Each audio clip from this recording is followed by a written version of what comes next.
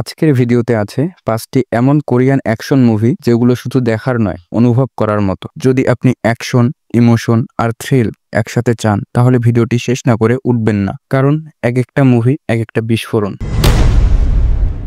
ভাবুন তো, আপনি একজন পেশাদার খুনি, কিন্তু হঠাৎ এক ভুলে মেরে ফেলেন একটা ছোট মেয়েকে। মুভির নাম no tears for the dead. মুভির IMDb রেটিং 6.7 আউট অফ 10। এই সিনেমায় আমরা এমন এক চরিত্রের গল্প দেখি যিনি শুধুমাত্র একজন খুনি না, বরং তার ভেতরে চলছে এক গভীর যন্ত্রণা। তাকে আবার পাঠানো হয় একটা মিশনে।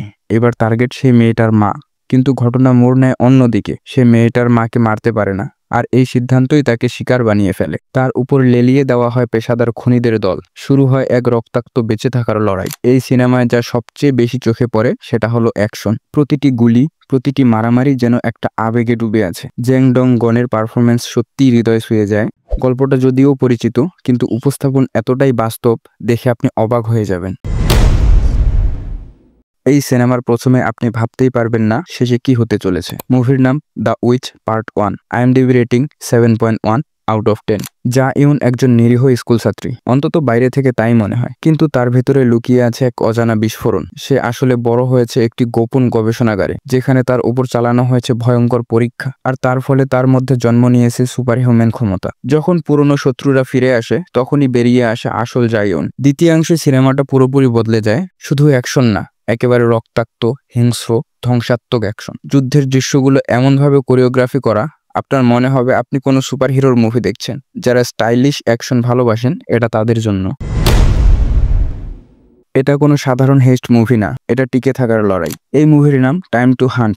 IMDb rating 6.3 out of 10। এক ভেঙে পড়া ভবিষ্যতের কোরিয়া, অর্থনীতির 12টা বেজে গেছে, আর আমাদের হিরো জুন সক ও তার বন্ধুরা একটা শেষ চেষ্টা করে বাঁচার জন্য। তারা প্ল্যান করে একটা অবৈধ ক্যাসিনো লুট করবে। সবকিছু ভালোই চলছিল, কিন্তু তারপর শিকার হয়ে গেল তারাই। এক নির্মম, চুপচাপ কিন্তু হারহিম করা খুনি পেছনে লেগে যায় তাদের। এমন একটা হান্টার যাকে আপনি থামাতে পারবেন না। সিনেমার টান এতটা তীব্র, আপনি নিঃশ্বাস নিতে ভুলে যাবেন।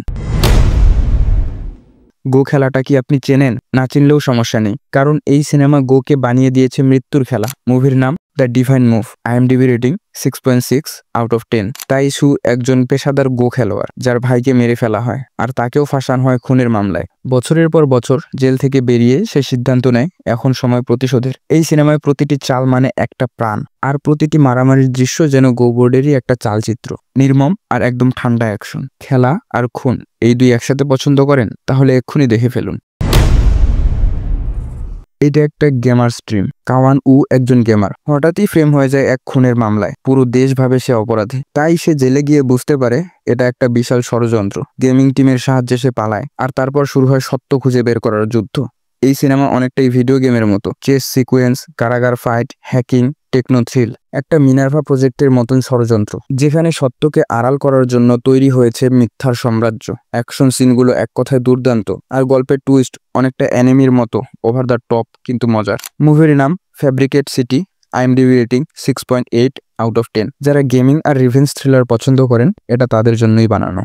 আপনি যদি থ্রিলার মুভির পাগলা ভক্ত হয়ে থাকেন, তাহলে আমাদের এই ভিডিওটি দেখে আসতে পারেন। এই ছিল আমাদের আজকের ভিডিও। ভিডিওটি যদি ভালো লেগে থাকে তাহলে ভিডিওটিতে অবশ্যই একটি লাইক করবেন। তো দেখা হবে পরবর্তী ভিডিওতে। ততক্ষণ পর্যন্ত ভালো থাকবেন, সুস্থ থাকবেন, নিজের খেয়াল রাখবেন। ধন্যবাদ।